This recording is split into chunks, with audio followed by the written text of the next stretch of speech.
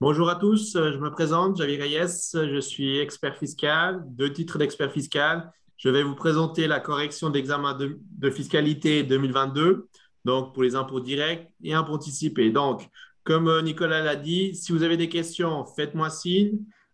Je peux en discuter, on pourra développer un peu les solutions ou les réponses qui ont été données à cet examen. Mais toutefois, je suis à votre disposition. Donc, commençons par la partie des impôts directs. Pour vous tenir informé des nouveaux cours et exercices corrigés de Better Study, n'oubliez pas de vous abonner à la chaîne et de cliquer sur la cloche. Comme vous voyez, l'examen est partagé en deux parties, impôt direct et impôt anticipé. Donc, commençons directement par le cas 1, si vous êtes d'accord. Donc, le cas 1, c'est quoi? On a M. Becker, de nationalité allemande, vit depuis 12 ans en ville de Lucerne, avec son épouse, également de la même nationalité. Les époux occupent ici un appartement de 4 pièces et sont salariés auprès d'une banque régionale de Lucerne. Les deux partenaires disposent d'un permis C. Les époux sont en outre propriétaires d'une maison de famille en Allemagne qui est louée aux frères de M. Decker. Le produit de la location est versé par le frère sur un compte auprès de la Deutsche Bank à Cologne, en Allemagne. Donc, résumons, M. Decker est assujetti de manière illimitée avec son épouse. Ils sont salariés, ils sont partenaires d'une banque, ils ont un permis C et un bien immobilier qui se trouve en Allemagne dans lequel ils perçoivent des locations. Question. Les épouses sont soumis à l'impôt suisse de manière limitée ou de manière illimitée? Quelqu'un a une réponse? Illimité? Illimitée, c'est juste. Pour raison, ils vivent depuis 12 ans, comme je vous l'ai dit, donc on est dans un cas de manière illimitée. Les époux sont soumis à l'impôt suisse en raison d'un rattachement personnel ou économique? Attachement personnel? Oui. Pourquoi rattachement personnel?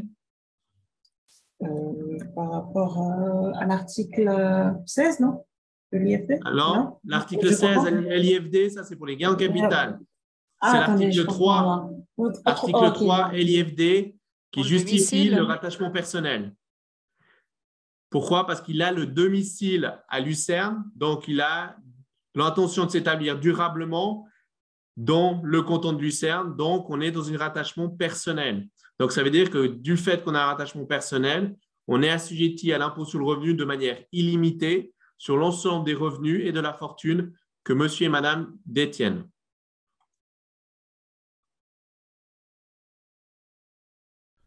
Vous vous préparez aux examens du brevet dans une autre école que Better Study, vous avez besoin de consolider certaines notions à votre rythme et au moment qui vous convient le mieux. Demandez dès maintenant votre essai gratuit sur betterstudy.ch. Cas 2.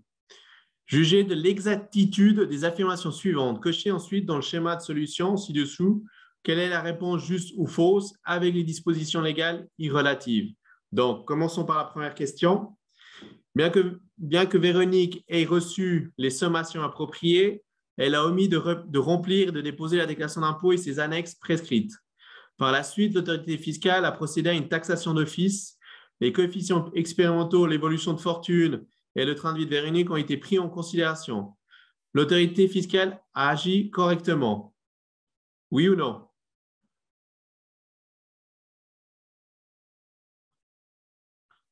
Vu qu'elle n'a pas déposé sa déclaration d'impôt, donc les autorités fiscales doivent procéder à une évaluation. On dira oui, on verra les dispositions légales.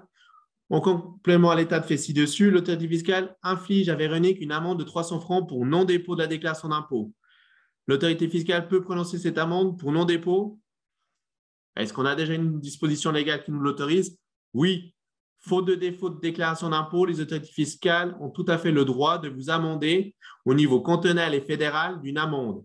En général, on la fixe à 2 tiers pour le canton parce qu'il y a le canton commune et 1 tiers au niveau fédéral. Le droit de procéder à un rappel d'impôt s'éteint 10 ans après la fin de la période fiscale à laquelle elle se rapporte. Réponse? Oui.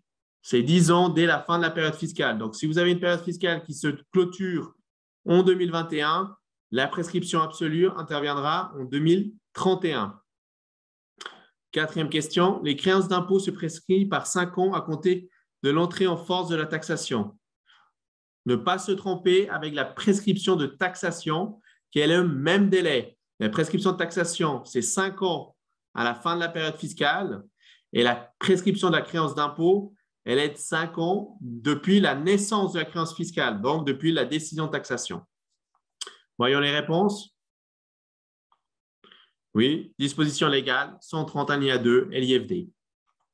Chaque année, des centaines d'apprenants nous font confiance. Vous aussi, réussissez vos projets avec les cours en ligne de Better Study.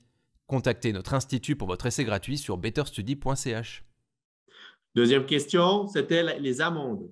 Peut-on émettre une amende pour non-dépôt de déclaration d'impôt? Oui, base légale, 174, alinéa 1, lettre A. C, la prescription est de 10 ans. Réponse? Alors là, il y a une petite point d'interrogation que je dois compléter. Il y a la prescription de taxer qui est de 5 ans. La prescription pour ouvrir un rappel d'impôt, il est de 10 ans. Et on parle de prescription absolue. Là, je préfère compléter la réponse. On dit à quel moment que le droit de procéder à un rappel d'impôt s'éteint.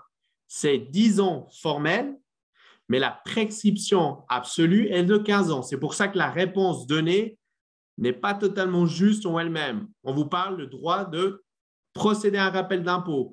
Procéder à un rappel d'impôt, c'est 10 ans.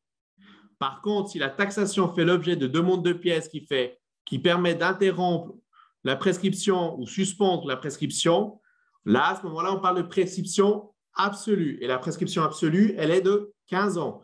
Donc, c'est pour ça que la réponse, à mon avis, elle n'est pas tout à fait juste. Ce n'est pas 15 ans, mais c'est bien 10 ans. Et on aurait dû préciser dans la question quelle est la prescription absolue pour procéder à un rappel d'impôt. C'est 15 ans. Donc, là, c'est pour ça que là, dans ce cas-là, je corrigerais, plutôt je dirais 10 ans.